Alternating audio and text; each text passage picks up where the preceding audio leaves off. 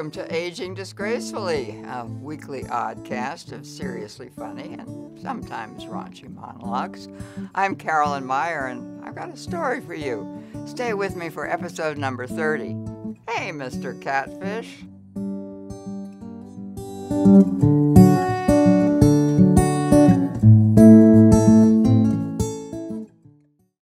I have only myself to blame. I was dumb, gullible, and almost took the bait.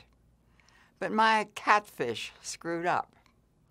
For those of you who, like me, sometimes live under a rock, a catfish is someone who creates a false online identity to pursue romantic relationships and maybe haul in a bunch of cash.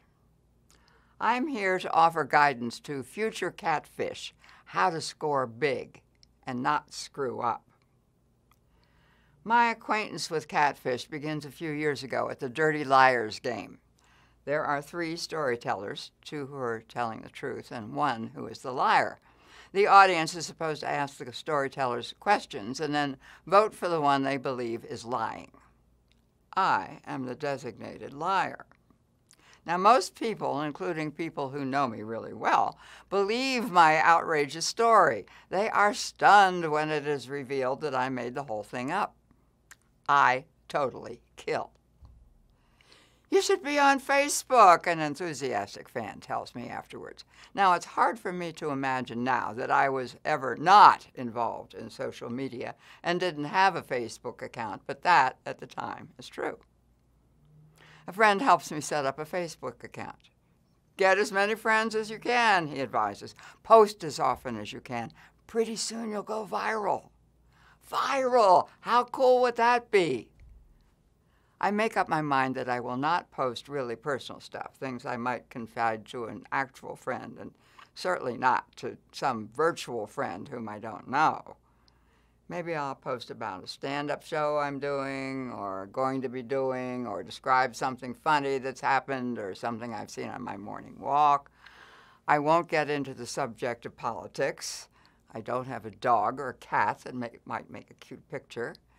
But I might post the snapshot of the Cornish game hens I roasted for Christmas or the flowers my daughter-in-law sent me for my birthday. Soon all kinds of people are asking to be my friends, and I say yes to all of them. I assume that these new Facebook friends will read my daily posts and be entertained. A lot of my Facebook friends are men, and I find that rather flattering. I don't think much about it at first. They're good-looking guys, most of them younger than I am by as much as 20 years, and judging by the pictures they posted, I'm always attracted to younger men who are still actively involved in their careers and haven't hung it up yet and retired to the golf course. But some of my new male friends, and the numbers are climbing into the low thousands, seem to want more. They want us to be real friends, to have a relationship. The time I go on Facebook, I'm also active on a couple of dating sites, and it hasn't taken me long to discover that men my age, if they are still alive, are slowing down, while I, after years as a writer of kids' books, have just launched a new career in comedy, and I am speeding up. But now it seems that Facebook is also operating as a kind of dating site. If I friend one of these admirers, he immediately wants to start to get to know me better. Well, if you want to get to know me, I tell them, check out my posts. But that isn't the answer they want. Their first question is usually, are you married? Well, the easy answer would be yes, which isn't true, but that would end it right there. Sometimes, just to see where it goes, I agree to get acquainted. And I respond, no, I'm single, which is true. And then it's game on. I am being catfished. That term first emerged in a film by that name in 2010. The film then spawned a TV show, Catfish, now in its 9th season, in which the co-hosts help people track down their online love interests to discover whether the person they're talking to is real or a catfish. Then last November, just before Aging Disgracefully makes its debut, the Catfish podcast is launched.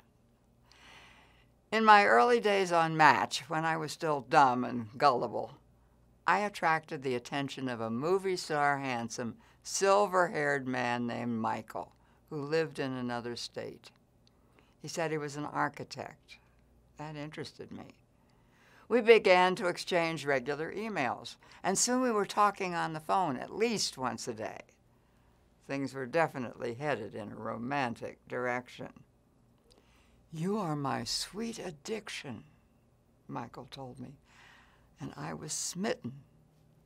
We made plans to meet when he returned from a business trip to Malaysia, where he was overseeing a huge construction project. But then a problem arose, a serious one. Michael was in Kuala Lumpur, and everything had been stolen. His luggage, his passport, his wallet, his credit card, and cash. And he had no way to pay the licensing fees, the customs fees on equipment imported from China, everything. Could I lend him, get this, $50,000? I was the only one who could help him. He swore he'd pay me back within a week. He promised. I said no, mostly because I didn't happen to have $50,000 lying around. He pleaded, begged, promised. He was desperate. No, Michael, no. The truth about Michael finally sank in. I blocked his calls. First I was hurt, and then I was furious. Eventually I discovered the photographs he posted were of an Australian movie star, Peter McCallum.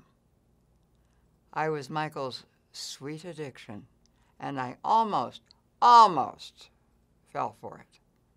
Michael was my first catfish, but I swore he would be my last. And now, for men out there today who might aspire to become a catfish, here is my 10-step guide to launching this new and promising and, if you play it right, perhaps even profitable career. Step 1, choose who you want to be. This is your chance to present yourself as handsome, successful, intelligent, personable, desirable, all the things you are not in real life and never will be. Many losers, such as yourself, pretend to be in the military or some other profession that takes them out of the country for long periods. Step 2, post a photograph of a good-looking man in uniform with a chest full of medals. Include photographs of the guy with others. If you're posing as a doctor, photos of a guy wearing scrubs and a surgical mask in an operating room. That would be appropriate. Photos of a ship or helicopter are also good if it fits your story. Definitely include a picture of an adolescent boy or girl to show that you're devoted and loving father. Step 3, explain that you were raised in some exotic foreign country like Romania or Croatia, not France or Spain or Germany, where the accent might be more familiar. Although you must be reasonably fluent in English, it's possible that you are not a native speaker. And when you start with the phone calls, your grammar is awkward enough to show you didn't grow up with the language. My catfish, Michael, claimed that he had grown up in Portugal, and that accounted for his slight accent. Step 4. If you're pretending to be a doctor, choose a medical specialty like neurosurgeon or cardiologist, but avoid orthopedics, a field that for some reason has become overcrowded with catfish. If you insist on it, however, do not describe yourself as an orthopedic surgeon doctor. Nobody says that in English. Change it to orthopedic surgeon or orthopedist. I get so many friend requests from orthopedic surgeon doctors that I've begun asking them for advice on what to do about my knee injury. So far, no useful suggestions. Instead, perhaps consider claiming to be a marine engineer. Alternatively, say you're in construction or work on an oil rig. Explain that you can't say much about the work you do because it's highly specialized and under tight security. Step 5. State that you are serving in Syria or Afghanistan or Iraq, somewhere in a remote time zone, regardless of what profession you're claiming. This will account for the time difference on phone calls. One of my favorites says he was on a ship about to sail from New Orleans for Turkey. He would be at sea for some time. Couldn't say how long. But eventually he'd be coming back to the States. I give him high points for creativity. Step 6. As an alias, use a common name like Robert James or Charles Williams or John Thomas. Common surnames like James or Williams or Thomas are hard to trace in case some suspicious person decides to check you out on a public records website. Step 7. Present yourself as a widower. This will attract more sympathy than simply being divorced. You could say that your wife left you for another man and then was killed in a car accident. Better, though, if she died of some terrible disease. But no matter how you decide to dispose of her, the woman to whom you were once married is dead. She's been dead for several years, and although your heart was broken and your life shattered when she died, you are ready now to move on and find new love. Step 8. Talk about a young teenage son or daughter who is the light of your life, but who is now attending school somewhere remote.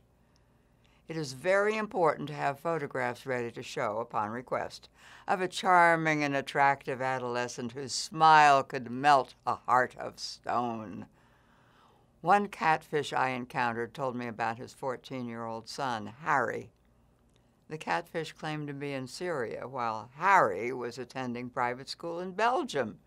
Harry kept asking his dad when he'd meet this wonderful lady he'd been hearing so much about. I felt bad about disappointing Harry, even though Harry was as fake as his father. Step 9. Due to security issues attached to your profession, you are not permitted to have a presence on social media, like Facebook, and you will be in trouble if you're found out continuing our conversation through Facebook Messenger. Therefore, you must shut down your account before it is discovered. Suggest switching immediately to WhatsApp. Step 10. Always sound convinced that the person you've targeted is exactly the kind of woman you've been searching for all this time. This requires extra effort on your part, but it is imperative to maintain the romantic aspects throughout, calling her my sweet addiction, right up to the moment when you ask, haltingly, beseechingly, for that loan of only $50,000. Please note that these pointers are directed to the male of the catfish species, but might be useful in helping the women they contact recognize a catfish when they see one. Or, for that matter, turn the tables and do some catfishing themselves. You can read this and other stories on my blog at funnycarolyn.com. Look for it on YouTube, and join me next week for episode number 31. Everything is better in the morning. I'm Carolyn Meyer, and I'm aging disgracefully.